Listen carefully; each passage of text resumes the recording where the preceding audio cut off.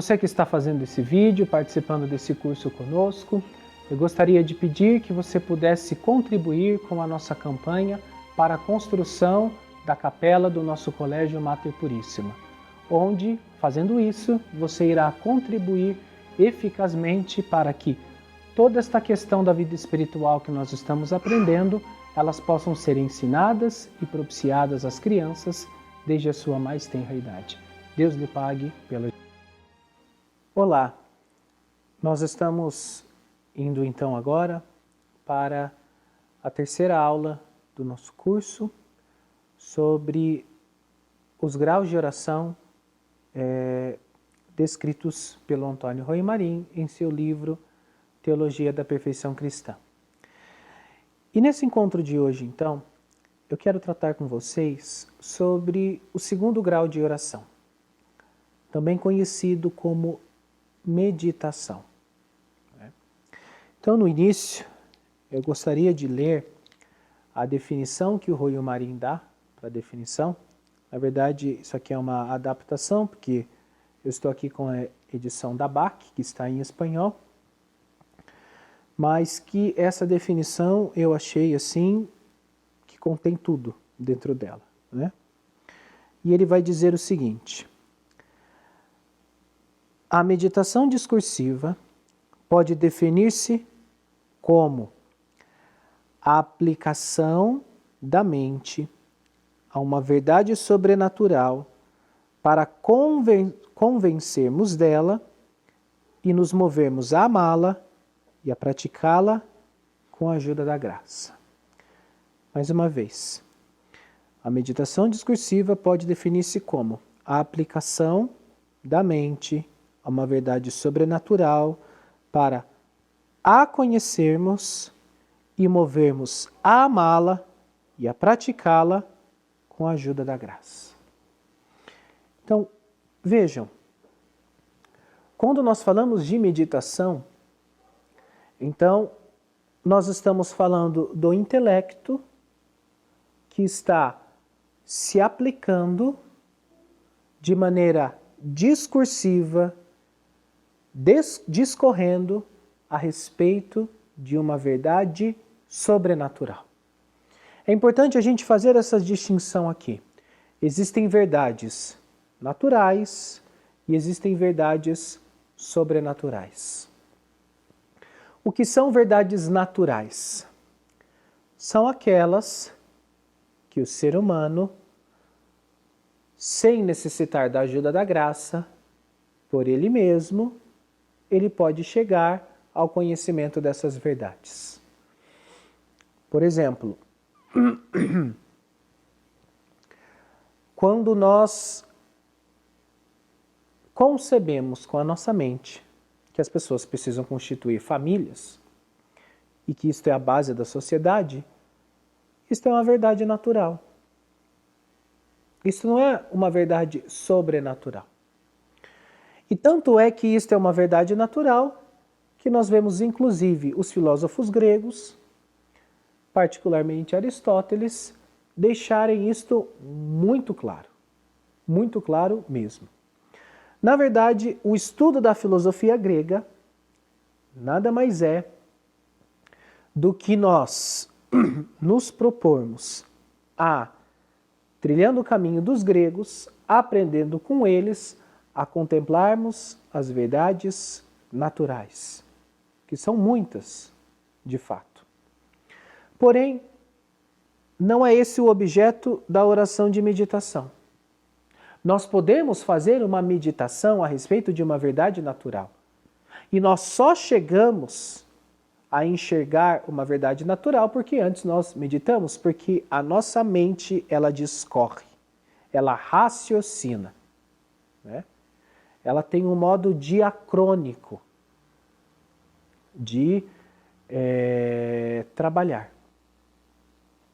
Agora, na oração de meditação, nós somos chamados a nos colocar diante de uma verdade sobrenatural. E é aí que está uma coisa importante que muitas vezes as pessoas não entendem. Porque nós estamos diante de uma verdade sobrenatural, nós somos incapazes de enxergar aquela verdade. É por isso, então, que Deus vem em nosso auxílio com a sua graça. Primeiro, Ele nos dá o dom da fé. É o dom da fé que, tendo como sujeito o intelecto, vai fazer com que aquela mente ela possa, de uma maneira que sem esta fé, ela não conseguiria ter uma conaturalidade com esta verdade. É importante deixar isto bem claro aqui. Meditar não é nós esgotarmos as verdades de fé. Meditar não é nós entendermos as verdades de fé. As verdades de fé, por serem verdades sobrenaturais, elas são inesgotáveis. O intelecto humano é incapaz de esgotar estas verdades. Porém, com a virtude teologal da fé e com a ajuda da graça, a mente vai se tornando propícia a essa verdade. A mente vai tendendo para esta verdade. A mente vai adquirindo uma conaturalidade, uma familiaridade com esta verdade. E é exatamente isso que se nos põe quando nós vamos fazer a meditação. Não é? É a aplicação da mente a respeito de uma verdade sobrenatural. E na medida em que nós fazemos isso, e a nossa mente vai discorrendo, ela vai buscando argumentos. Os argumentos não são para que nós possamos desvendar o mistério. Os argumentos são, na verdade, necessários para que a inteligência possa adentrar na verdade, sabendo que não a está esgotando, mas ao mesmo tempo está aderindo a ela, familiarizando-se com ela. Só que o Roy Marin continua. Ele vai dizer, a aplicação da mente é uma verdade sobrenatural para nos convencermos dela e nos movermos a amá-la. Esta é um aspecto principal que serve como termômetro da nossa meditação. Quando nós fazemos uma meditação, quando nós estamos ali meditando sobre o Evangelho, por exemplo, aquela verdade que eu estou enxergando, existe um movimento agora não da minha inteligência, mas da minha vontade para amar aquela verdade? Eu acho aquela verdade bela, aquela verdade produz um impacto em mim, existe uma atração daquela verdade para comigo? Porque veja, amar é unir-se ao objeto amado. Se nós amamos aquela verdade, nós queremos ter a posse daquela verdade. Nós queremos estar possuindo aquela verdade. Por quê? Porque ela é atraente, ela é atrativa. E por que ela se tornou atrativa? Porque antes o intelecto foi iluminado pela graça. É isso que nós precisamos fazer na meditação. Agora, um outro ponto interessante que precisa ser colocado aqui é nós entendermos um pouco da nossa natureza humana. E Santo Tomás de Aquino vai dizer que nós somos um composto. A nossa natureza é um composto de corpo e alma. Então, nós temos em nós elementos materiais e um elemento espiritual, que é a nossa alma. Essa alma anima, vivifica, determina este elemento material que nós temos, que é o nosso corpo. E um dos aspectos corporais que nós trazemos em nós é o que nós chamamos de imaginário. Nós só inteligimos as coisas que antes estão no imaginário. É o intelecto que vai servir-se dos dados do imaginário para que ele possa ali ter os conceitos que farão com que este mesmo intelecto enxergue uma determinada verdade. Estou falando aqui de forma muitíssimo reduzida, simplificada. Então vejam, nós precisamos entender que, para que Deus fale conosco, e nós somos um composto, Deus irá falar com aquilo que primeiro chegar no nosso corpo. E como que as coisas chegam ao nosso corpo para depois passarem para o intelecto, para depois passarem para a alma? Através dos sentidos. Então é através daquilo que nós lemos, através daquilo que nós ouvimos, que estas coisas vão ficar registradas no nosso imaginário, na medida que o intelecto extrair estas coisas do imaginário, para que ele possa formular os seus conceitos, a graça irá agir ali, servindo-se daqueles conceitos para que você enxergue melhor uma verdade sobrenatural que ela está tentando lhe comunicar. Aí talvez você olhe e você diga, Danilo, por que é assim? Não é? Por que Deus tem que nos comunicar verdades tão elevadas? Por que precisa de toda esta realidade, de toda essa estrutura que você está descrevendo? Por uma razão muito simples, meu amigo. Porque Deus, através das verdades sobrenaturais, Ele está tentando dar-se a conhecer a você. É através destas verdades que irá gerar-se em nós uma intimidade para que nós possamos de fato amar esse Deus. E isso nos dá uma evidência muito grande. Se nós não temos vida de oração, se nós não temos vida de meditação, nós não temos intimidade com Deus. Na verdade, a intimidade mesmo ela vem pela fé. Mas esta fé ela é exercitada na meditação. Na oração vocal, muito mais na meditação.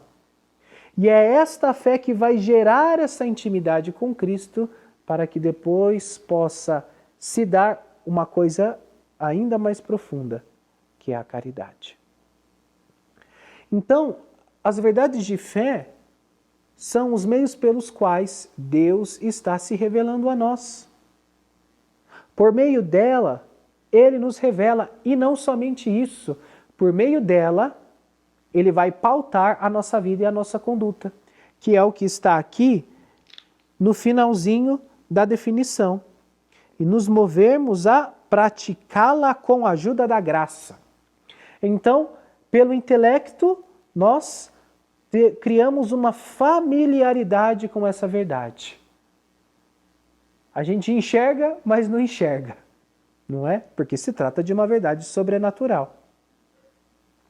Mas existe ali fundamento para o intelecto. A partir disso, ela move a nossa vontade a amá-la, na medida em que a gente vai vendo o esplendor e a beleza dessa verdade. E quando nós fazemos isso, isso muda a nossa vida. Isso muda a nossa conduta, muda a nossa fala, muda o nosso pensar, muda o nosso vestir, muda a nossa mentalidade, muda a nossa vida, muda toda a nossa conduta. Esta verdade, ela vai se tornando parte integrante da nossa vida. Essa verdade está se encarnando na nossa vida. Veja que coisa extraordinária e que frutos maravilhosos a oração de meditação pode trazer na nossa vida. E aí então, o Royo Marim, ele vai colocando os métodos de meditação mais famosos ao longo da história da igreja, não é? Os métodos inacianos, franciscanos, e de tantos outros autores. Mas aqui ele coloca um que, embora ele não coloque em evidência, coloque simplesmente como mais um, na verdade, o que o Royo Marim coloca como evidência é o método inaciano, mas eu gostaria de comentar um outro, Porque aí quando você for ler, você vai ter então esses dois exemplos. Que é o de Hugo de São Vítor. Onde o Hugo de São Vítor, através de uma obra chamada O Opúsculo sobre o Modo de Aprender, ele coloca que no processo de aprendizagem, nós devemos seguir 3 etapas, que o Hugo de São Vítor chamou de leitura, meditação e contemplação. Vejam, o que é a leitura para o Hugo de São Vítor? Leitura não é você simplesmente deitar os teus olhos sobre um texto. Leitura é você, lendo um texto, ter a capacidade de penetrar naquele texto e depois que você penetra naquele texto, você guarda um resuminho na sua memória. E por que você faz isso? Porque quando você vai fazendo isso, no dia seguinte, você vai ler um outro texto com essa profundidade e vai guardar um outro resumo na memória. E depois um outro, e depois um outro, e depois um outro, e depois um outro.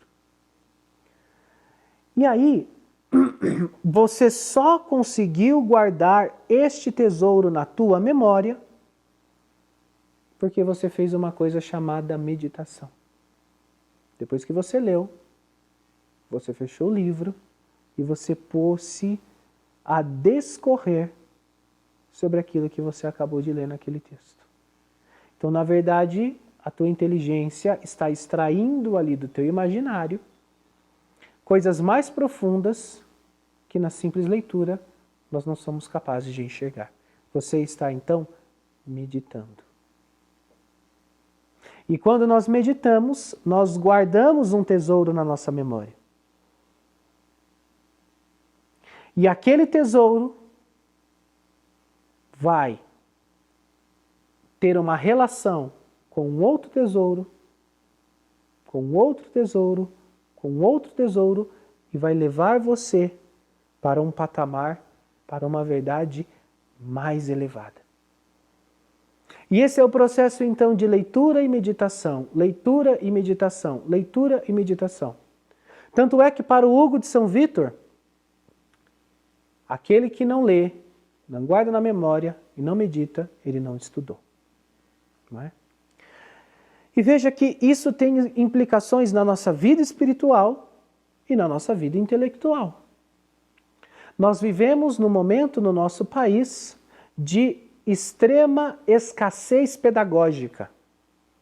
Nós vivemos um momento no nosso país de uma precariedade de qualidade pedagógica, talvez sem precedentes na história do Brasil. Porque ainda que na história do Brasil nem sempre a educação foi oferecida a todos, ainda que a educação fosse oferecida para alguns, era educação de fato. O que hoje nós temos é uma democratização da educação, onde ninguém é educado. As pessoas não leem. Primeiro porque as pessoas não têm capacidade de penetrar em N textos. E exatamente por causa disso, elas não têm o costume nem mesmo de ler. E quando leem, não entendem. E ainda de lerem e não entenderem, não meditam. E se não meditam, não estão guardando o tesouro na sua memória. As pessoas não estão aprendendo. Não é? Então você veja que esse método do Hugo de São Vítor, ele tem implicações também para a nossa vida espiritual. Então, como é que nós devemos conduzir a nossa oração de meditação? Como é que se faz uma meditação do Evangelho, por exemplo?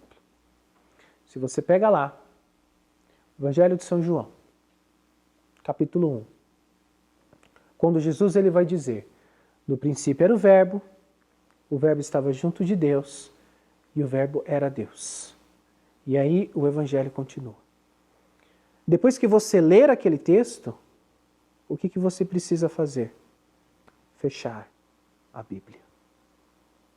E ver aqueles pontos que lhe chamaram a atenção ao longo daquela leitura, ou até no meio da leitura, e pôs-se a refletir sobre eles. Dure o quanto durar. 5 minutos, 10 minutos, 15 minutos, 30 minutos, 1 hora. Se a meditação está ocorrendo, permita que ela ocorra. Mas então você veja que nós não podemos confundir meditação com leitura espiritual. Meditação é nós enxergarmos aquela verdade por detrás daqueles enunciados que na primeira leitura não se dá. Mas é só através de uma mente que reteu aquilo e sobre ele discorreu, sobre ele meditou. E na medida em que nós vamos fazendo isso, não é? Nós vamos crescendo na nossa capacidade meditativa.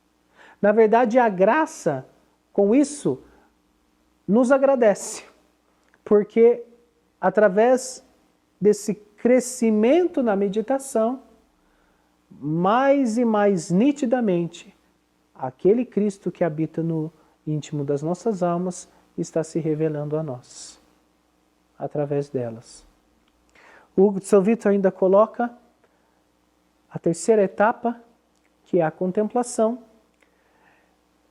Segundo ele, você não passa se não for através da oração. Que é o que a gente vai ver aqui nos próximos graus de oração.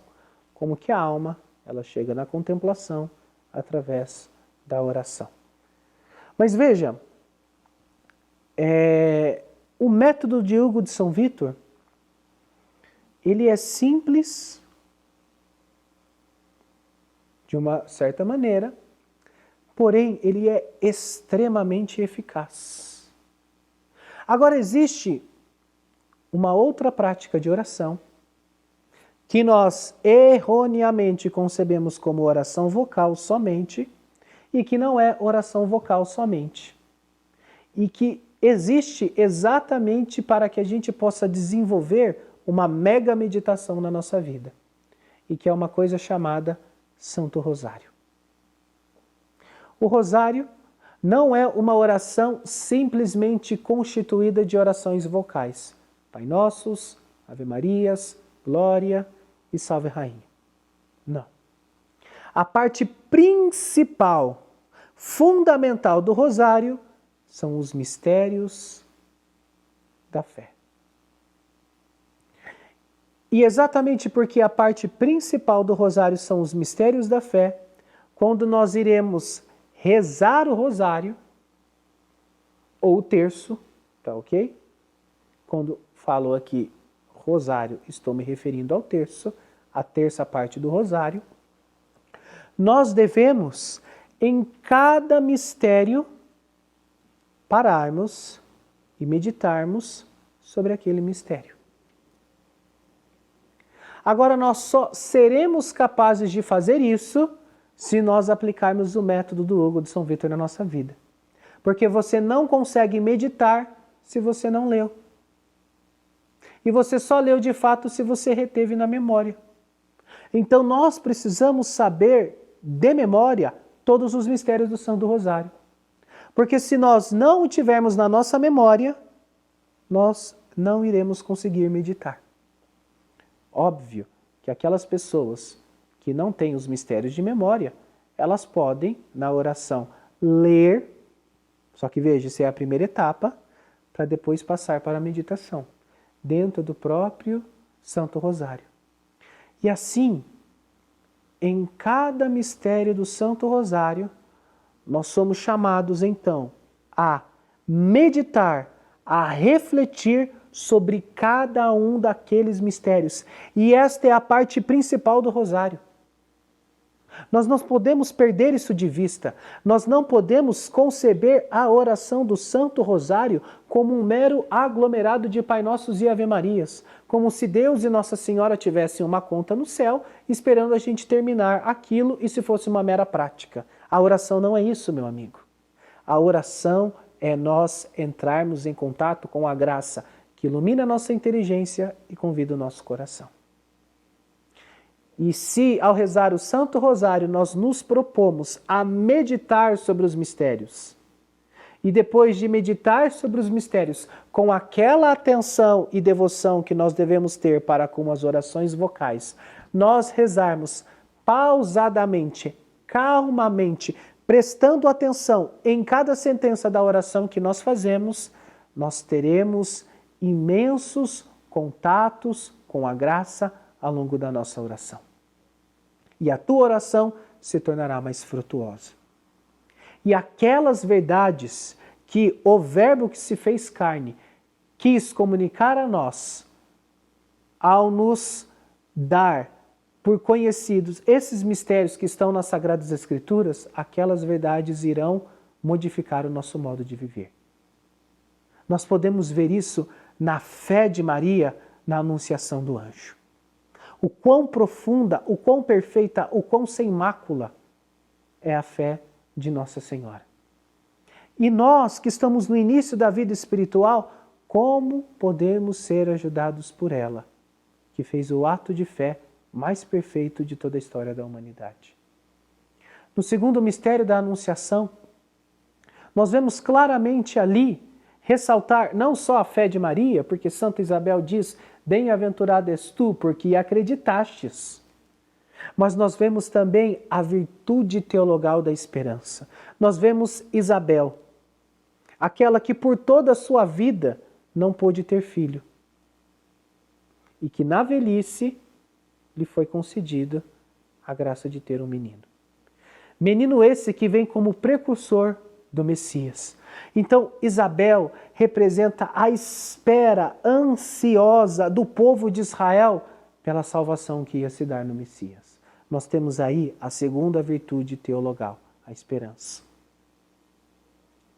No terceiro mistério, quando Jesus nasce, e nós vemos Jesus nos braços de Maria, e no momento em que os olhos de Maria deitam em Jesus, não se tem na história da Igreja, e nunca se terá, um amor tão perfeito em um coração humano, que é no coração de Maria.